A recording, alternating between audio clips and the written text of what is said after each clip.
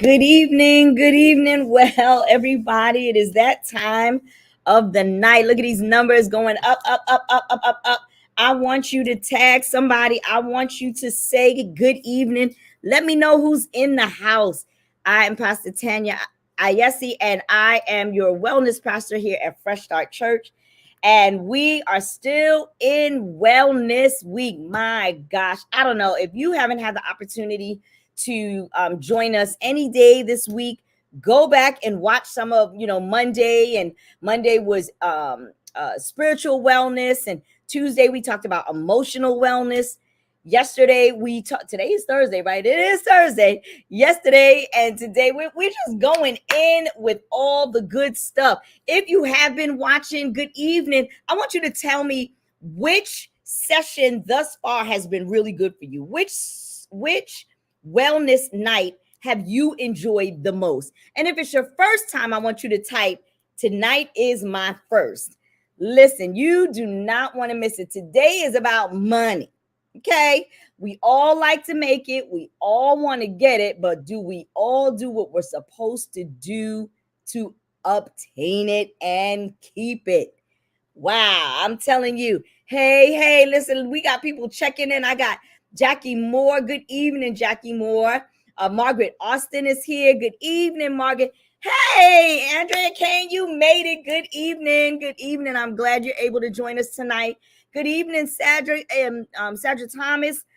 She said, good evening, FSC. Margaret is in the house. Good evening. Faye Duppins. Good evening, Faye. Good to see you. Serenity Sense says, hey, Pastor Tanya. Great evening, everyone. Yes, Andrea, it's your first night. Serenity said she's all of them. She's been to all of them. What has been your favorite night thus far? What night did you guys enjoy? Good evening, Joydy. Yes, Pastor Constance is here. Good evening, Pastor Connie. So glad that you can join us. It is Wellness Week. We have been having an amazing time. Very good conversation. I forgot to say yesterday was intellectual wellness, and we just have been having an amazing information. I mean, knowledge is power, but it means nothing if you do nothing with it. I coined that part. Knowledge is power was out there, but it means nothing if you don't do anything with it. That's my part, just in case anybody wanted to know. I'm just saying. Listen, we are having an amazing time. Tonight is not going to be anything less than what we have been doing. Tonight, we're talking about money. Let's get our money straight. We got three amazing people. And actually, we have Pastor Melvin says, yeah, boy, that's my Pastor Melvin. Hey, Pastor Melvin, I love you. Good evening, Kevin Harris. The numbers are still joining. Tag somebody here, especially if you have a young adult in your life. Tag them. Tell them to get on this one. We need them on this one, right? Because unfortunately, we get older, and that's when we decide to try to do right by our money or have our money do right by us. But it starts when we're young. Get your young adults. This is a time we could potentially save them some of the heartaches that we've gone through. Hey, Jessica, yes, get your money. We're gonna talk about get your money. I love it. Well, I'm gonna not belabor any longer. Hey, Elizabeth Jackson. It's so good that you've joined us. I'm gonna bring on the person who's actually gonna serve as the host tonight. Yes, we have very capable people in the body of Christ. And tonight is none other than Nicole Day. Hey, Nicole. Hey, everybody. Hey, Pastor Tanya. Looking all fancy and stuff. I see a little brochella over here. Come on with it. I love it. Good evening, sweetie. How are you today? I'm good. I'm so glad to be here to talk about money. Let's talk about money. Let's get this money conversation going. It's so funny because money, we know the phrase, right? Money makes the world go round. But then we hear people that say money is the root of all evil. No, it's not having money that's the root of all evil. It's what you do with it and whether you allow it to take over yourself. But money is necessary. Money is necessary to support your dreams, to purchase a house, a car, your business. Here's one. Money is necessary to abstain ministry. I don't know why we get in church and we don't want to give money in the church house. Like, yes, God paid it all, but he gave people the opportunity to pour back into those areas. Absolutely. So money is necessary. It is necessary. But money means, for some people, it means nothing. And for some people, it means everything. So Yes. I'm excited to have this conversation tonight. That's right. If you are joining us, tag the name of somebody. Hi, Gloria. So glad that you can join us this evening. Tag the name of somebody so that they can listen in on tonight. I'm sure you ladies will do a wealth of good. But Nicole, why don't you tell everyone about who you are, what you do, and your perspective on the area of finance that you're coming from. So I am a auditor by trade. That's what I do. I audit. I tell people what they ain't doing right with their money. I'm also a tax professional. I am an enrolled agent. I have the license to represent you before the IRS between all 50 states. So I'm also a tax preparer. And also, as far as with finances, what it means to me is financial wellness to me means you telling your money what to do and not letting your money tell you what to do. That's like so you good. have to let your money know and not control you. You have to tell it, yes, I can do this. Yes, I can do that. No, I can't do that. Like you need to be in control of your money and not let your money be in control of you. That's powerful. Assign your money. Give your money a job. Yes. Isn't that crazy? Right? Like think about it. When you interview for a job, there is a position that you hold. Right. There is an assignment that you have. In church, same thing. You have a position and you have an assignment.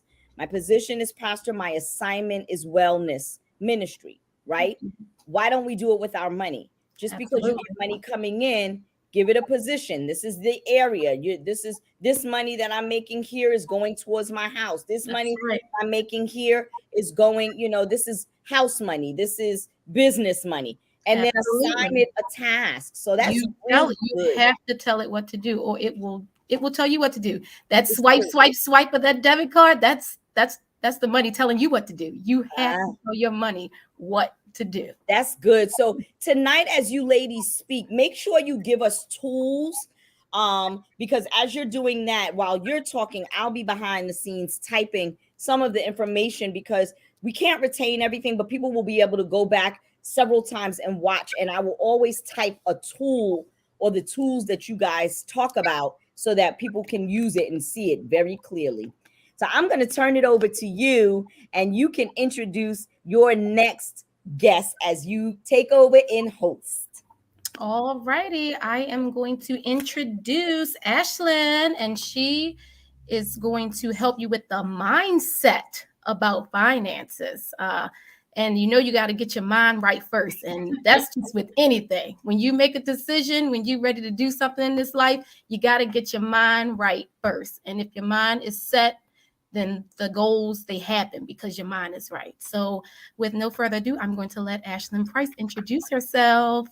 Hey, so thank you for having me. I appreciate you considering me to be a part of this platform and sharing some good knowledge, some good gems, some good nuggets tonight. I'm super excited to be here. So, I am Ashlyn Price. I am a licensed social worker and I'm also a financial literacy consultant. So, what I do is I talk about the mindset of money, I talk about your relationship with money, how you heal your relationship with money. We discuss your fears, your traumas, your perspectives, your beliefs, your attitudes regarding money. And then we talk about how that influences our current spending habits of how we save,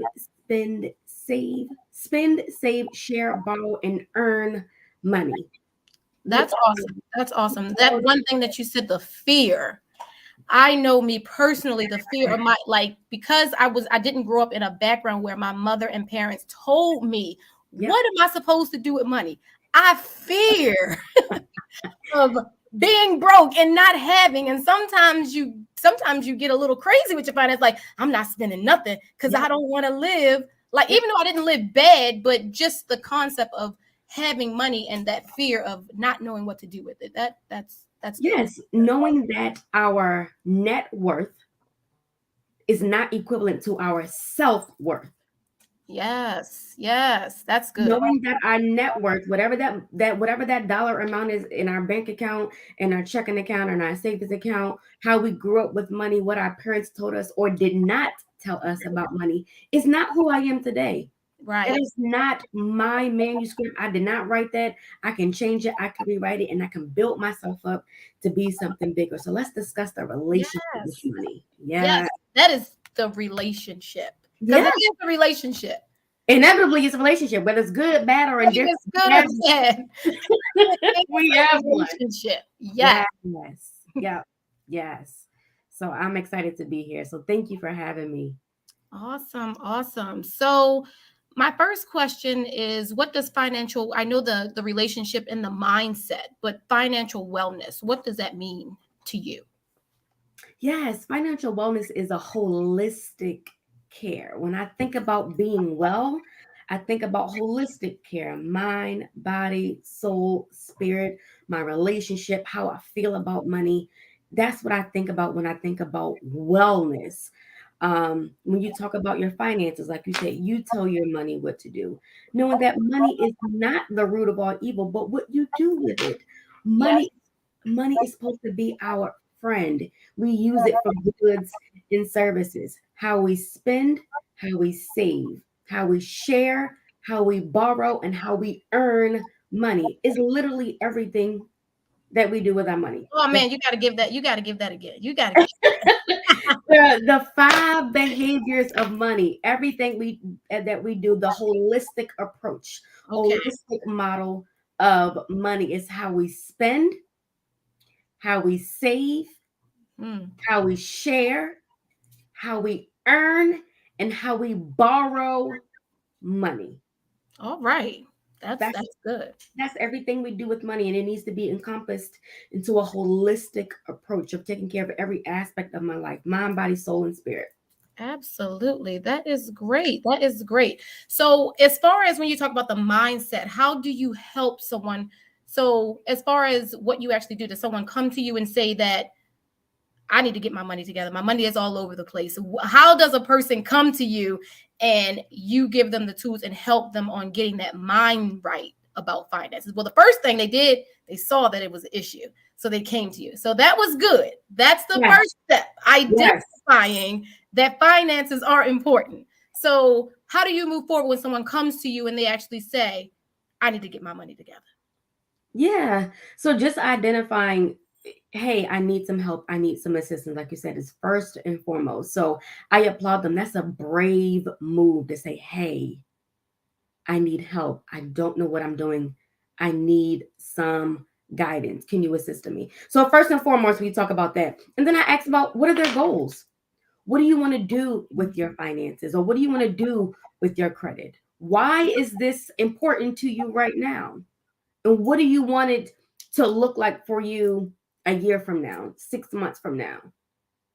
Depending on where they are, depending on what they say, and depending on their response to me, will say, okay, well, I have some resources that can help you get from point A to point B, whatever it may be, improving their credit score, reporting their rental history, getting things, derogatory items removed off their credit report, having a will and trust, learning about savings, budgeting, all of that other good stuff. The first thing is coming to me and saying, hey, I need some help with my finances, and say, hey, I really don't know what I'm doing. Like, I have gone through this process before and I've been burned, or I've gone through this process before and I felt like I was alone. Okay, well, tell me what was lonely about the process. Okay.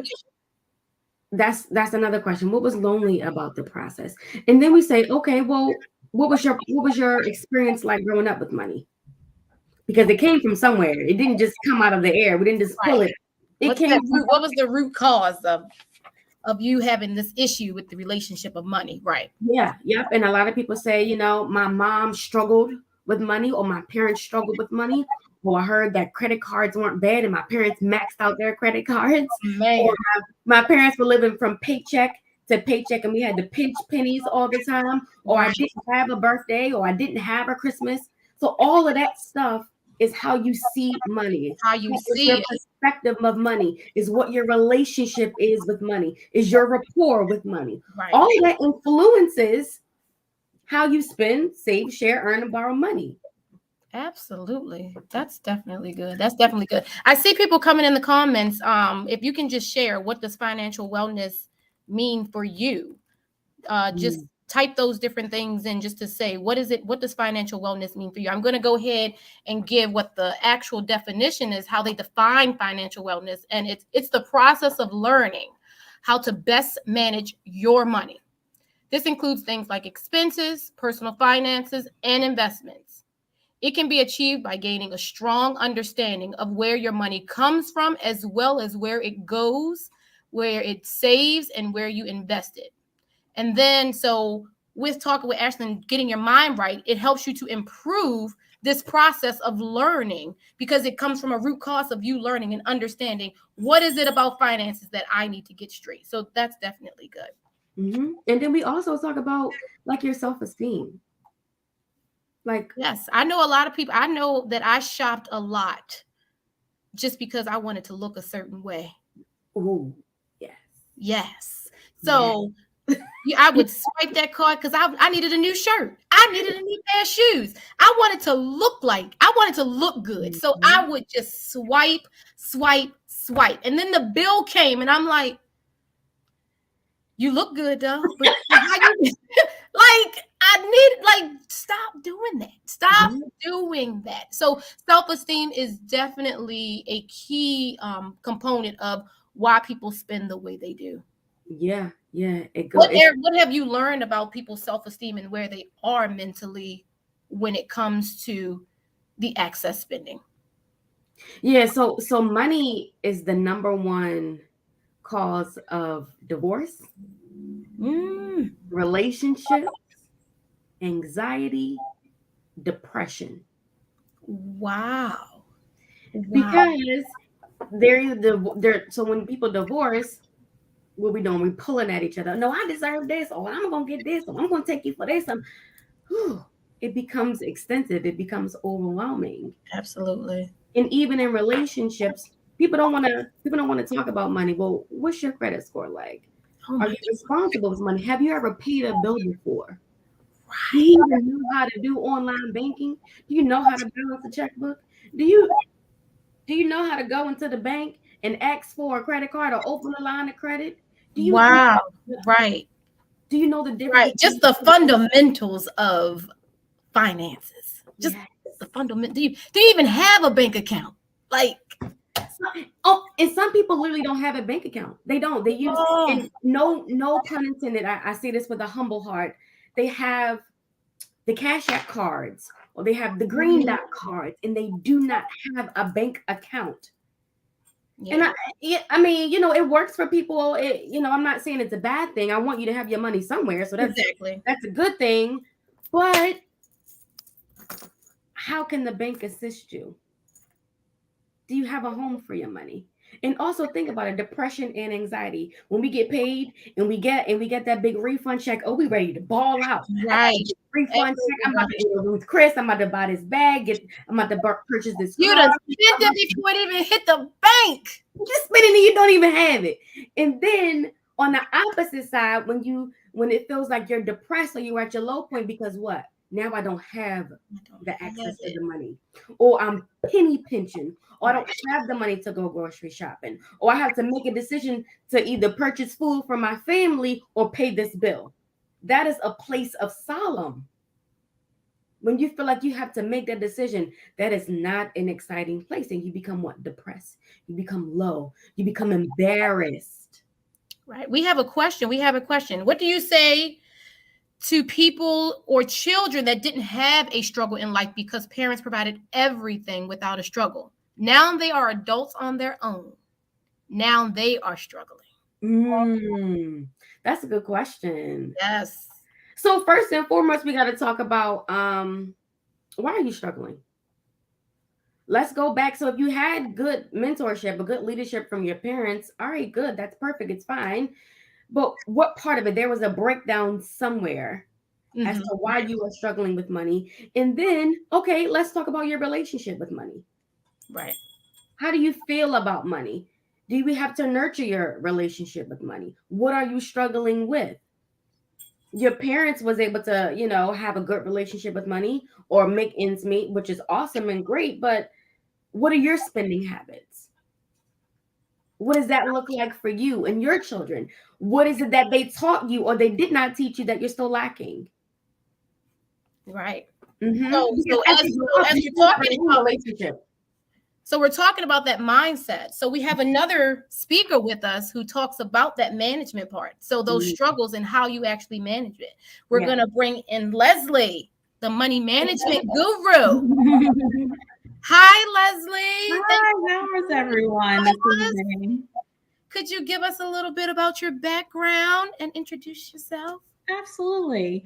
My name is Leslie Ashley, and I am a wealth advisor associate with a firm called William Blair, which is based in Chicago, but my office is in Baltimore. I've been in the financial services industry for over 30 years. I have all my broker licenses, and I manage money for individuals, families, foundations, businesses. And so I'm on the financial services side. So you're giving me your money or asking for advice as far as investing that money. Awesome. That's money management. So as we were discussing, we were just saying, what does financial wellness mean for you? So financial wellness for me means that, you're not living paycheck to paycheck, and that you're able to, save money for short-term, medium-term, and long-term goals. So your short-term goals may be things that you want to do within the next 6 months to a year. I need to buy a new car. I want to pay down debt. Medium term maybe, or for short term, maybe you just got engaged and you're planning for a wedding. Medium term would be, okay, at some point I want to stop renting and I want to buy a house. I want to, I'm going to have kids sometime within the next 3 to 5 years. I want to prepare for that situation. And then what are your long-term goals? Long-term goal, let's prepare for retirement. Let's prepare for, I have young children and I want to make sure that if they want to attend college, that they're able to, and it's not a financial struggle and they're not taking on the national debt by borrowing. What about, further down the line where I have this money, I want to think about generational wealth, passing it on to my heirs. So in doing all that and setting those short and medium term and long term goals, so I can assist with the financial management side of that to help those goals get accomplished. Awesome. That's great. As far as when you say the legacy of financial legacy, what does that mean? So unfortunately, a lot of us, African Americans, we come from families who, weren't able to have substantial wealth built, as my parents lived paycheck to paycheck. So they weren't able to, when I, wanted to attend college, didn't necessarily have the funds to help me do that. So part of generational wealth is if your child wants to attend college, that's not a financial worry because you've prepared for that. Also, as you get older and you're building your financial wealth, you want to be able to, upon your passing, pass something along to your heirs that, they can use to buy a house or start a business or whatever it is. So they're not starting at ground zero like you did. Okay, that's great. I have a question as far as when it comes to some of the tools to help with the mindset and helping with money management. What are some tools that I know some people had said something about budgeting? I know with the budgeting and savings, when you can't save, when you're living that paycheck to paycheck, how do you budget and how do you get that savings allotted when there's not enough money? What are some tools that you can do for that? So what a benefit is, you absolutely have to have a budget. I don't care, how poor or wealthy you are. You need to know what's coming in and what's going out, and how can we increase what's coming in and how can we limit what's going out. So a budget is absolutely necessary. So for me, and so my daughter graduated from college about a year ago, started her first job. And, I showed her, this is how I do it. It may be, you may want to do something different, but I have a spreadsheet. I have a spreadsheet that shows what comes in, what's owed, what goes out. And a part of that are, all the bills, the mortgage, the, cell phone down to, the minuscule amount. But number one is savings. How much do I pay myself first to save, and then take care of everything else that I need to take care of to make sure that, I'm staying on top of my bills, that, nothing is going, overdue or overlooked. So it's just, it's important to set a budget, however you do that. But for me, like having it written down that I can physically look and see it, that's important. Yes, I know. I'm always writing down. I got Post-its, I got pads. I'm always writing down numbers somewhere to figure out. I tried sometimes a tool for me that I actually use is I did a weekly spending just to see where it went on a weekly basis. Right. And I noticed that I eat out too much. Right. Like I was like, whoa, that is definitely something that can change. Right. I don't need so actually seeing a visual of where the money is going is a key. So having that budget, writing it down, seeing where the money is going, it will identify areas where you didn't see a problem that needs some improvement. So that is definitely key to writing that down. Right. Exactly. So just, I analyze it like if you were doing a weight loss program, and some of those are, you have to write down every piece of food that goes into your mouth so that you can keep track of calories. Same thing with your money. And it could be, well, I just went and, I bought a coffee while I was at the gas station. Well, that, adds up after a while. So if you are able to really track what you're spending your money on, then that's a way to sort of, okay, I know that I can carve this out. This is a want and not a need, and it's something that I can carve out and put towards savings versus spending that money. What do you ladies feel about how do you compare discipline with financial wellness? What would be your take on the discipline and finances? So for me, like I said, it's sort of getting into the mindset of one, paying yourself first, which is difficult to do. You especially if you're concerned that you've got more going out than going in. It's sort of hard to justify keeping that savings for yourself first before anything else is paid out. So a tool that you can use would be if you work for a company, and many of them do have some sort of retirement plan that you can contribute to. So that money, if you sign up and you contribute to the retirement plan, that money comes out of your paycheck before you see it. So it's a way of saving that you don't have to worry about doing it. That it's already done prior to you getting that net paycheck. Two, saving for retirement, so a second benefit of that is, saving for retirement is absolutely important because, who knows what's going to happen with Social Security? Will it be around when you're finally able to retire? So it's important that you're looking out for your future. And three, a lot of those employer-sponsored plans have some sort of match. So absolutely, yes. If a company is matching you, dollar for dollar or 50 cents on a dollar, I don't care if it's 10 cents on a dollar, that's free money. Free money, yes. Right. So a way of saving is doing that, signing up for a retirement plan, and, you've got A, B, and C reasons to do it. How about you, Ashlyn, as far as the disciplines? Because I know that with the mindset is definitely a discipline is necessary. So as far as what are some tools that you help with the discipline when you are getting people mindset, positive mindset on finances? Yeah, so being disciplined is it's like building a muscle. It's like working out. It's like exercising. I love how y'all put finances with exercise. That's the bonus, right? Yes.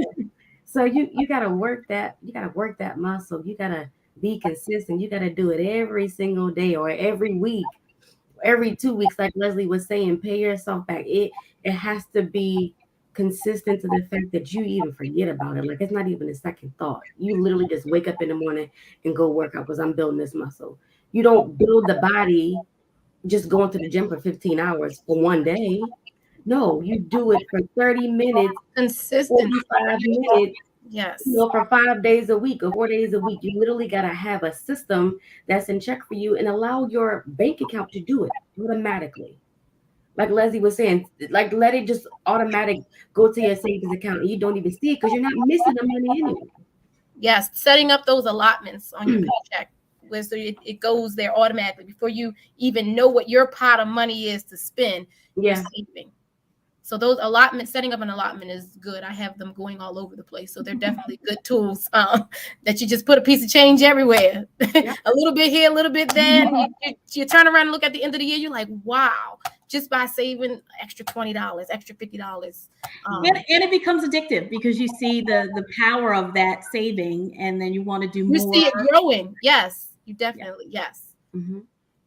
I know like during the pandemic, there was also with the building of businesses and people trying to get more sources of income. And that was definitely a financial wellness of just trying to get more income so that it's not like so much of a struggle of that day-to-day paycheck to paycheck. How did you guys have any things with helping clients and different people on starting businesses as far as during the pandemic and COVID and just in general to help build some of that financial wellness?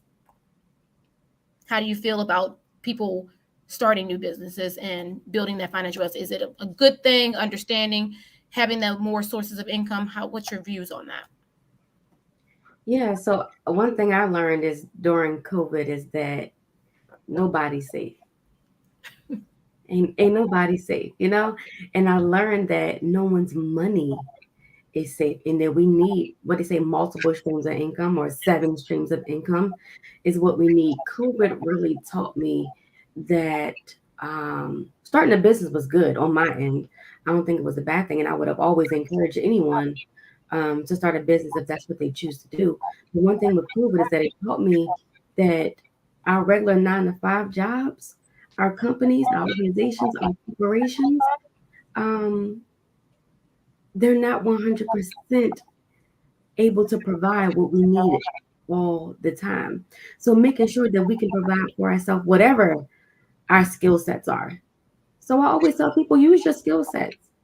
Use what you have to help people, to educate people, to secure people, whatever it is. I don't care what it is. If it's you making a pot of flowers, you're gonna make the best set of flowers you ever made in your life. If you just vacuum the floor, you're gonna have the straightest lines on that carpet in the world. You know what I'm saying? Use what you have because people need us. COVID has taught me that we have to make sure that we have a backup plan and that we are prioritizing ourselves, making sure that we are a priority, Right. that we know that we are valuable, that we are deserving, that we are worthy of great things outside of our regular 9-to-5 jobs, because our net worth is not equivalent to my self-worth. Absolutely. Yeah. That's good. Do we have any additional questions from anyone as far as the financial wellness? I didn't see anything. Ways of saving. Right. You guys have some tools as far as ways of saving. So something that I saw during the pandemic was that folks were losing jobs and so therefore losing their sources of income. The stock market was basically a rocket ship. There are a lot of businesses that COVID sort of threw gasoline on their fire because there was more online shopping, just more online services. So people that had invested in those businesses saw that their investments really, doubled or quadrupled during that time period, literally. Okay. So one of the ways to invest, obviously, sort of my area of expertise would be investing in the stock market. And so, opening a brokerage account, getting financial literacy and learning about what is a stock, what is a bond, what is a debt, what is an equity, and then starting out small. You can start out small and invest in a mutual fund that allows you for diversification, but just a way of putting a toe in the water and putting some money into the market and letting the market work for you. So that's a way of investing, or a way of investing your money and having it grow for you, even during times of turmoil.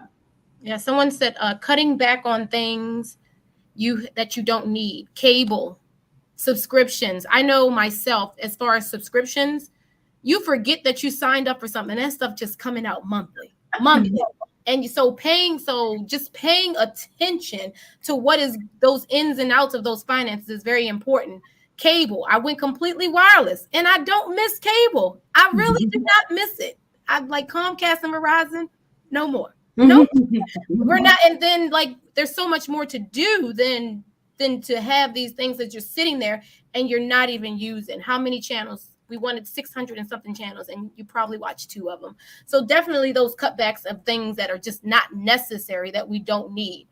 Me in my accounting background and taxes, starting a business you found that it was a bunch of benefits. Being at home, stuck at home, having that business in this house, and all of those tax benefits of business use of home. You are taking the utility bill, the water bill. All of these things are a percentage of what you are using for your primary use of business. One bedroom, I'm not using for anything besides the business. That's about 25%. So taking 25% of all of those expenses that I use in my house, water, BG&E, internet, all of those things are a percentage of me operating my business out of my home. So I am definitely a guru for starting a business. Start the business, take those everyday expenses they're definitely business expenses. Just think about the everyday things that you use. And if you're utilizing that business in your house as a primary source, those are definitely benefits and tools for you to take those deductions. Just always looking for ways. We just want to pay our fair share. We want to pay our fair share of tax. So take the benefits, take the deductions. I wanted to talk a little bit about credit and credit scores and credit history. I know we have the annual creditreport.com that how you be reviewing it and seeing what is actually going on in that credit report. Ashlyn, can you speak about that, about the importance of reviewing your credit report and seeing what things are on there? Yeah, so reviewing your credit report will relieve so much anxiety. So knowing what's on your credit is important because you have to check your credit score. You should know what your credit score is. You should know what's on your credit score. You should know how often your credit gets reported to the credit bureau, making sure that you're able to recognize and say, hey, this isn't my account. Why is this on my credit report? Making sure that you do have what is called annual creditreport.com. You can go to Equifax, TransUnion, and also knowing that you get a free credit report every year. Every year. Every single year. All three. Yes. All three. Equifax, TransUnion, and Experian, you get a free credit report every single year. So making sure that you check your credit, what's on your credit, making sure that you know that there's little things on your credit that affects your credit score. When you have not the right, if your address has changed, your telephone number has changed, when your personal information has changed, all those little logistic things creates a part of your credit score at least. As well, and making sure that you know the factors that make up your credit score. Let's talk about those factors and the importance of those factors. Yes. If you want to get to a 700 or 750, you got to know what you got to do to get to that score. So really quickly, 5 factors of credit. 30% of your credit score is made up of what? your credit card balances, like your open credit, making sure that you get a credit card, you only use 30% or less of your credit, right? So if you have, I don't know, $1,000 credit card, right? You have to use only 30% of that, right? You can only use 300 or less of that available balance on that credit card. So making sure that 30% of your credit score is made up of your available balance. Also knowing that another 15% is your history. How long those accounts have been open. Making sure that you know that when you close those accounts, they will affect your credit score. Because then it looks like you're just getting started. Right. Just getting started like you're a newbie. You don't have no credit. Yep. So if you want to purchase that home and you want the bank to give you $250,000, and you only have 2 years of credit, would you trust you with $250,000 on 2 years of credit? Like, these are the questions that I ask my clients. They're like, no. Okay, then so. I wouldn't trust myself, but bank No. Another 10% is the inquiries. Making sure that when you go to the car dealership that you're not allowing them just to run your credit score, just to run your credit, just to get you approved for whatever the allotment is. No, because all 15 of those financial institutions are going to run your credit. You're going to have 50 inquiries. Like what? No. Go to your financial institution, tell them you want to get approved. Get that check, you take it to the car dealership and say, here, this is my allotment. Yes. They're going to look at you like, oh, she knows what she's doing. You know what I'm saying?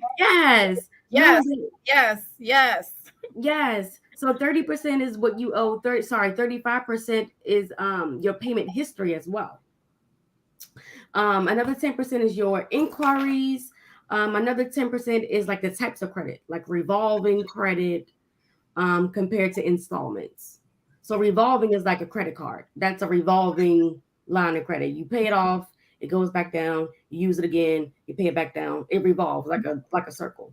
Installment is like student loan, like paying installment, like a student loan or like a mortgage is like a installment. And then another 10% is the types of new lines of credit. Making sure that we have a variety, that we just don't have a whole bunch of JCPenney's, Macy's. Every store in the mall. No. with a 25% interest. Killing us. Making sure that we have a variety, that we using that muscle, that you got some bank cards, like some Capital One, Bank of America, Navy Federal, regular credit cards, Visa, MasterCard, Amex, whatever it is. And you can have some Macy's and some JCPenney's. Yes. Like, make sure you combine it and make it look good. You want to look good. You want to smell good. It look like you can handle it all. You got a good balance. Yeah. It all. Yes, you want to have a balance in your credit score. Yeah. So, yeah. Awesome. Yeah. As far as the like the payment history, that is I know sometimes I've heard people say that I can only make the minimum payment. Make the minimum payment. It's okay at the least. It's okay. Make the minimum payment, because guess what? It shows that you are in good standing and you pay your bills on time. So think about it. You had 100%, and if payment history is 35%, 100% minus 35% is what? 65%. You already at a D. Right. That's not passing. Right. Start giving it them grade letters. You already at a D. Already at a D. No. You know that's not good. I need you to get higher. So literally just calculating what that looks like. Literally calculating. Yeah, we need 70s or higher. I'm trying to get you to the 700 club. We have a question. Could you give an example of how to pay yourself first, paying tithes and offering and missions, and then pay required bills, but on a retirement income only? Leslie, I'm gonna let you handle that. So again, I go back to the budget. Budget, You budget, sort of have to budget. know what's coming in and what's going out. So doing that first, and if there's things that are going out, like credit card balances that you can work toward paying those off, you should absolutely do that and pay more than that minimum balance, so that you're not mortgaging your future to pay J.C. Penney. But it all comes back to budget. So it's just if you have a fixed income, a limited income because you are on retirement, and you have no desire to take on any a part-time job or anything like that to bring in more income, then you have to budget as to what you currently have and how can I reduce my expenses. Apostle Crackto, I listened to Money Investing Daily News that literally forecasts what potential good options. I was able to see the vaccine as a worthy investment prior to it becoming available, particularly companies that were forerunners in development. So, so paying attention to the news and just seeing what's going on in the world is definitely a good tool. Ask your children. They're at the forefront of sort of what's going on technology-wise. What are the services that you're using? What are what are you paying attention to? It's amazing if you want to find the next Microsoft and the next Amazon. Our kids are using those businesses. So that's a good, you have a conversation with them, and that's a way to engage them and have them, maybe invest in the stock market because, that's an idea that they had, and maybe they want to invest in that company because they are using their goods or services. Yes, I believe with that budget, like when you have that budget, you have to keep revisiting it. Absolutely, it's not standard for the rest of your life. Things change, needs change. You may have paid off something, so that money is not allotted for different things. So continue to look at that budget and actually make changes and adjustments as you need it on an ongoing basis. Like that budget just is. It's like revolving. It's ever changing. You have to keep looking at it and making those adjustments accordingly. Should you pay your credit cards off every month? If you can. And if you cannot, make sure you at least pay the minimum. Yeah.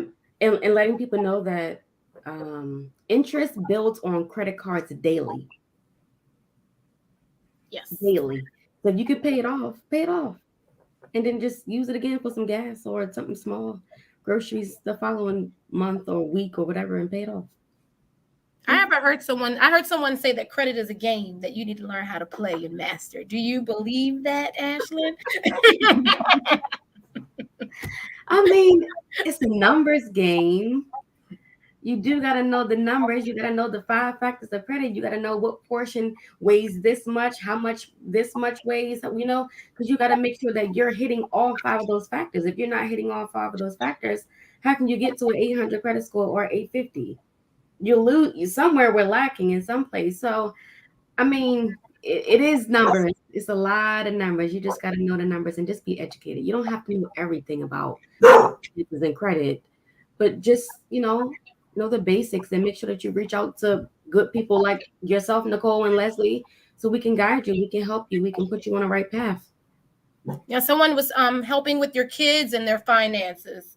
When their kids got money, they made them break it up evenly into 3 parts: to God, to savings, and then themselves.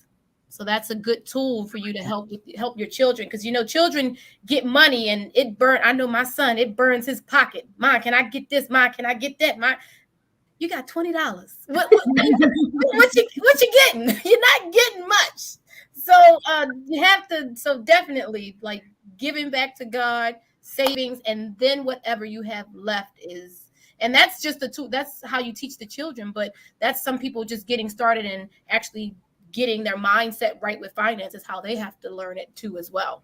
Mm-hmm. So I think that is definitely a good tool to definitely have. As far as with the with kids and teaching them finances, and we have the budget, how do you help get them into the mindset of budgeting and just the idea of how important money is? Because all they see is mom and dad go to work. Mom and dad maintain everything. We not struggling. House is good. So when I get money, I can just spend it. So what will be some helpful things that we can like help as parents teach our children just that importance of just because you have it, you don't need to spend it. Well, again, going back to financial literacy, I don't think it's ever too early for, for our children to start learning about investing their money and the benefit of compounding. And, physically showing them whether, maybe you don't want to show them your budget, but show them like this, or, give them an example of, this is, say you have this coming in and I'm putting this in savings. I'm putting this in, my sort of short-term goal bucket, and then this in my sort of long-term goal bucket. I don't think it's ever too early to start that with our children, because, just as, with many things, they learn by example. So you have to be that example for them, and not be afraid to show them, this is what I do. These are the mistakes that I made or my parents made, and we don't want to repeat those mistakes. So I just think it's important to bring them in and make sure they're literate as far as finances are concerned. I get that. So we're going to talk a little bit about preparing for death and funerals and how our finances and financial management, Leslie, how to help people prepare for that. So again, it goes back to, sort of, being prepared and, saving. We don't want to have a GoFundMe to pay for our funeral expenses. We want to be able to take care of that and not be a burden on our heirs that we leave behind, because they're grieving and they don't want to have another stress of, wow, how are we going to pay for this? So that's adding life insurance to your life insurance. Right. So going back to, if you have an employer that has a life insurance plan, a lot of those are very cheap. They may offer them to you for free, and also for your spouse and your children. So it may be a small amount, but it may be enough to at least cover, funeral expenses. So take advantage of that.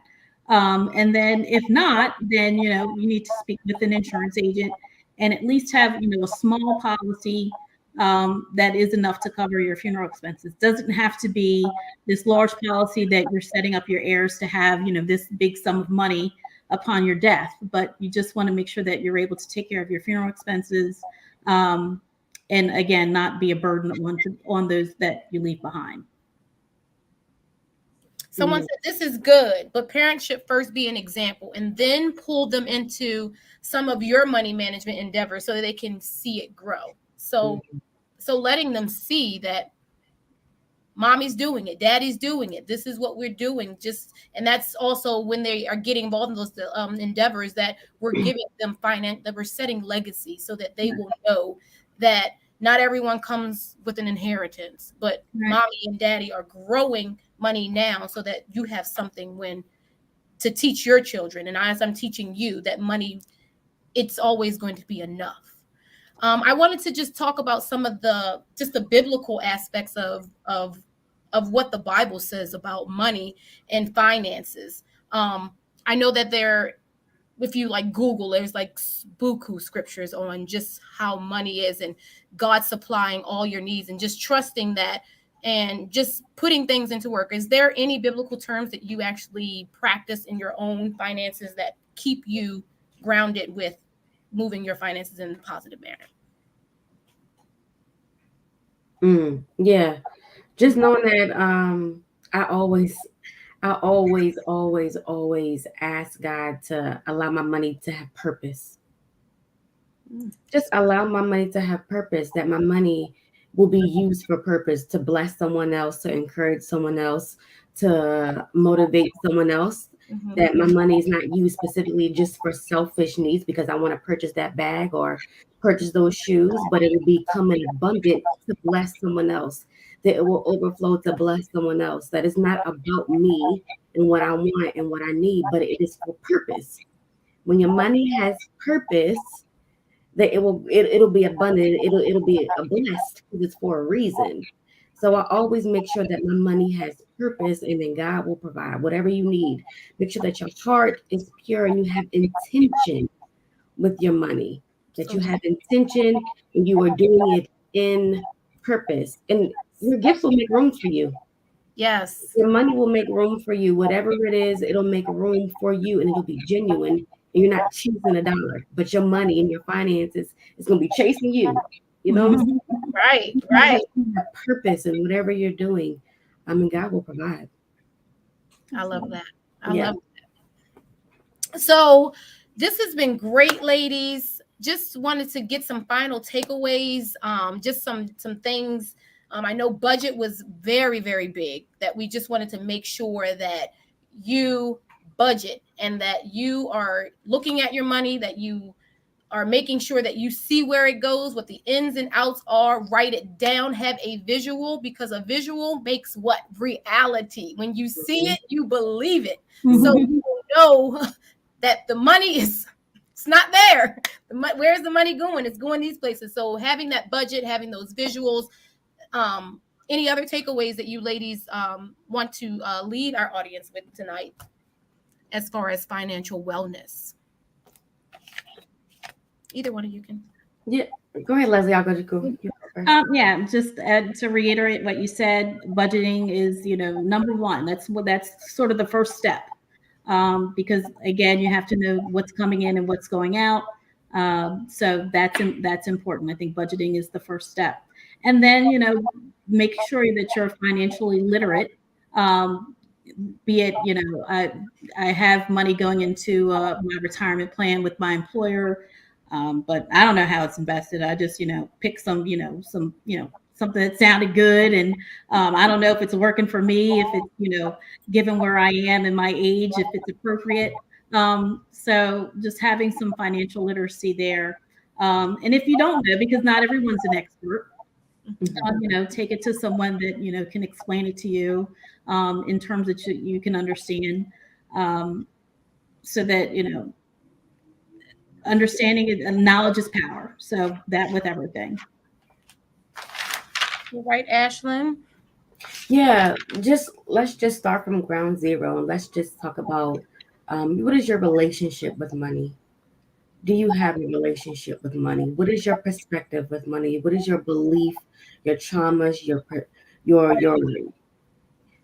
perspectives, your beliefs, your traumas, your relationship with money? That will start at ground zero, and that will kind of influence where you have to go next as far as building, saving deeply, knowing your net worth, knowing that, making sure your net worth does not equal my self-worth, knowing that you are worth more than what that dollar sign says, right? That you have purpose in whatever you're doing. If your money has purpose, it is intentional and it will be blessed. And also knowing that you are deserving, you are valuable, you are worthy, and you are worth the investment. I love it. I love it. This has been great. I have enjoyed you ladies and all your knowledge on financial wellness. I hope that everyone will join us tomorrow for social wellness. Know that social wellness is just as important as the rest of them. How we communicate and just interact with others. It is so important. We also want to give a shout out to Saturday. Saturday is going to be in person. We're going to have mindset. We're going to have a juicing. This is going to start at 9 a.m. at Fresh Start Church. I hope that everyone can join us. Please type your name if you are planning on joining us on Saturday. We have vendors. They're going to be there giving out different information just about their products, anything that has to deal with wellness. We want to be well in spirit and in truth. We just not want to be well in one area. We want to be well-rounded in complete wellness. Mm-hmm. We thank you. We thank you. We thank you. We are going to pray out and we will. Is Pastor Tanya coming back in? I didn't know if she was. Hey! I wasn't. I was going to let you close it out. You ladies did an amazing job. This has been so good. This was so good, so information. No, people can bite away at this for many days to come, many weeks to come.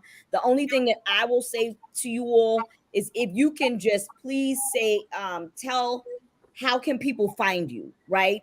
Like Leslie, how can someone find you? And then I'll type that in, and same thing with Ashlyn, and then Nicole, how can they find you? Because people may have questions, they may want to ask more, you know, they may want to get some more tools. My prayer is that we start somewhere, right? If Right. you're doing great, awesome, do better. If you haven't started, awesome, start today. Just start somewhere, and having an accountability person can help you get over the hump of where you are to your next level, whether it's these three ladies or anybody else that is very gifted in finances. So I so appreciate you ladies. I'm excited for what God is doing in your life, in your ministries, and I'm even more excited about all the testimonies that we're going to hear from people watching this here Worship and Wellness Night. All right, so, how can someone find you, Leslie? So my email address is lashley@williamblair.com. And I will also be there on Saturday if you want to come and ask any specific questions. If you want to bring your, retirement plan statements and have me look at it and say, this is age appropriate for you or not. I'd be happy to go through anything that you want as far as financial literacy is concerned and help you out with that. That's good. Thank you for that. Ashlyn? Yeah, so you guys can find me on Facebook, which is my name, Ashlyn Price on Facebook, and on Instagram is Ash4Success, the number 4, Ash, the number 4 Success. Is on Instagram, and I will be a vendor there on Saturday as well. So we want to talk about all things finance. If you want to report your rental history, we can help build your credit report, help get approved for secure credit cards. We can talk about wills and trust, whatever it is. Let's talk about it. Let's get some of those accounts removed off your credit report. Let's talk about building. All right, y'all hear that? Bring your retirement around the corner. Right, bring your retirements. Yes. So you can come and bring your retirement. Let Ashley take a look. Bring your credit reports. Let Ashlyn take a look. You have resources. These are physical tools, but you got to be here on Saturday. Doors open up at 8:30. Sessions start at 9. We have 3 good sessions in the morning, and then we have the vendors in the afternoon. Oh, well, a good lunch, and then vendors in the afternoon. So we're excited. Nicole, how can someone find you, dear? You can find me at daybydaytax@gmail.com. I am always taking on clients. As again, I can represent you with any tax issues before the IRS within all 50 states. If you're late on your taxes, if you want to get something else done, email me and we can talk. You said daybydaytax@gmail.com. At Gmail. That's what I was missing. Okay. Cool beans. And you will also have a table on Saturday? Yes. Okay, very good. Woo! So I am excited. Let's close out in prayer for those that are still with us. Thank you for joining.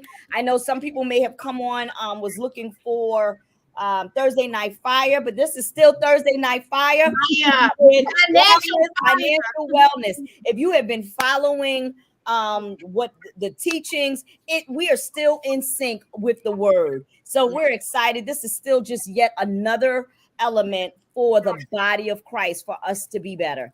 Amen. All right. So let us pray. Dear Heavenly Father, we thank you for this evening. Thank you for the words. Thank you for wisdom.